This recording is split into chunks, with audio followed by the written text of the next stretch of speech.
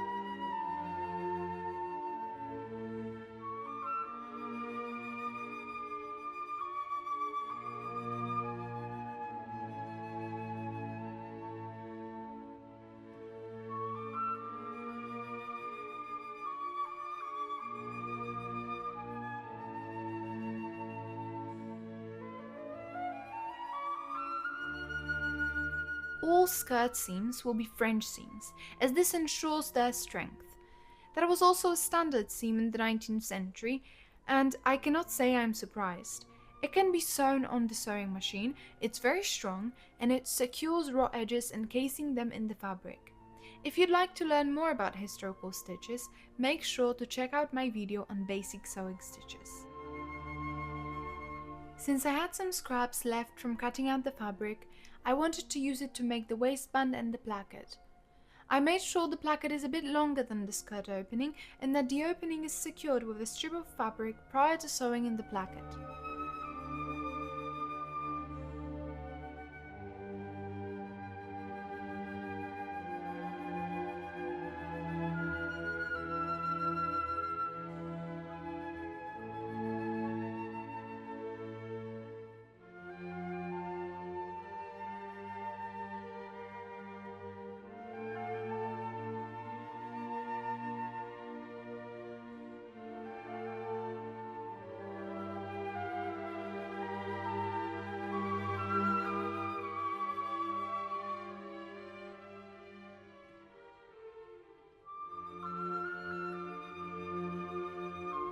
I made the placket 1.5 inches longer than the opening.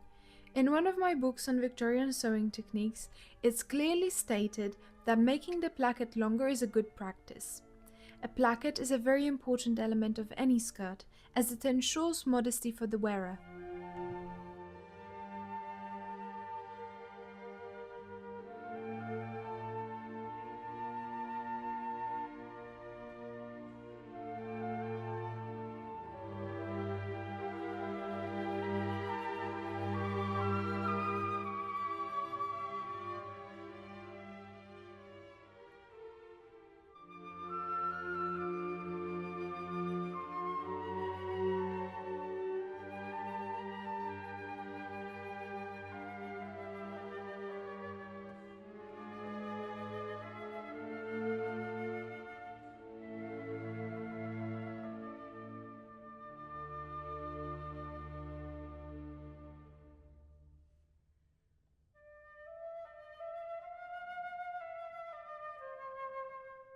By the way, stretching during cutting the fabric and procrastinating cutting it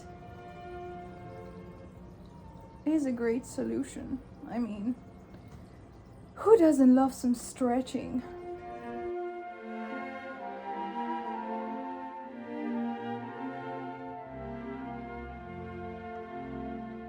The fabrics were light enough so that I could use my smocking pleater to create evenly spaced gathers.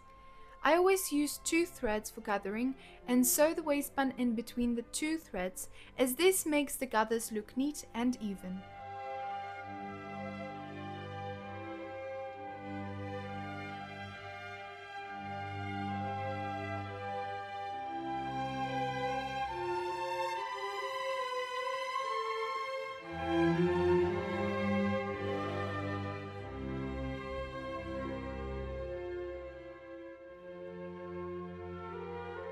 The waistband is sewn to the front with the sewing machine, but inside the skirt I attach it by hand, as I don't want the stitching to be shown on the outside of the garment.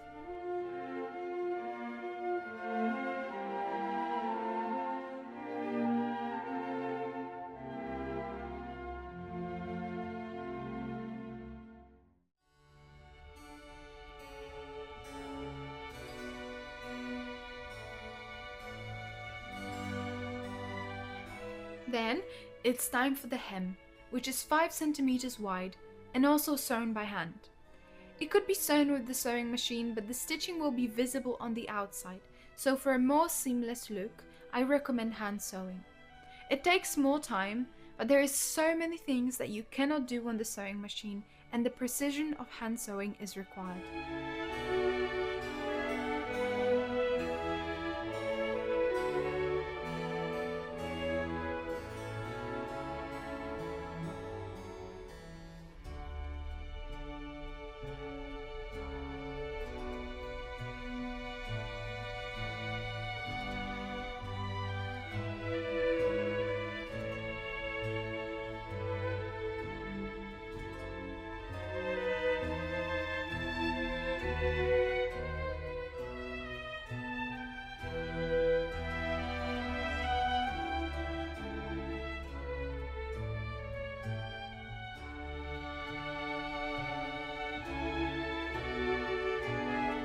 Lastly, the buttonhole. I have a machine that could do that for me, but I prefer to hand sew it. First, I wax my thread with beeswax. I did that for all my threads in this project, and it ensures that the thread is stronger, doesn't fray, and doesn't tangle, which can be quite irritating in the long run. Waxing the thread was a very common practice in the 19th century, and is even mentioned in Jane Eyre, chapter 16, when Jane Eyre observes one of the servants sewing. She describes the scene. She took a new needleful of thread, waxed it carefully, threaded her needle with a steady hand.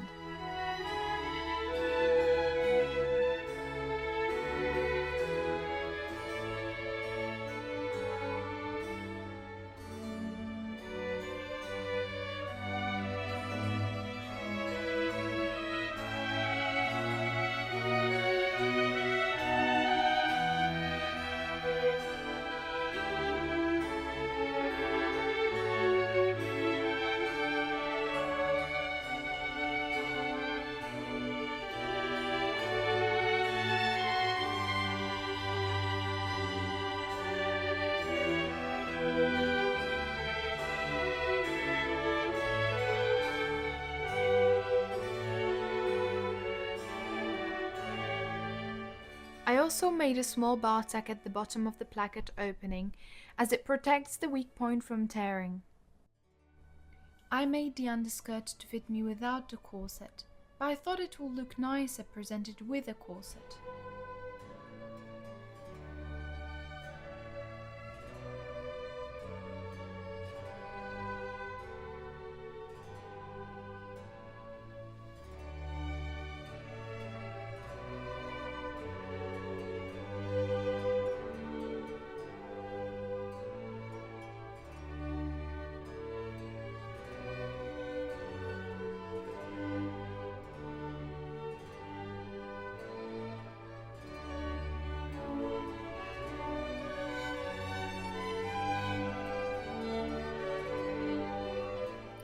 and I have a baby bunny, a new star of my videos. Very distinguished gentleman. Anyways, if you like my content and would like to see more, or simply skip to the parts with my bunny getting into mischief, which is fair enough, please subscribe and I'll see you next time.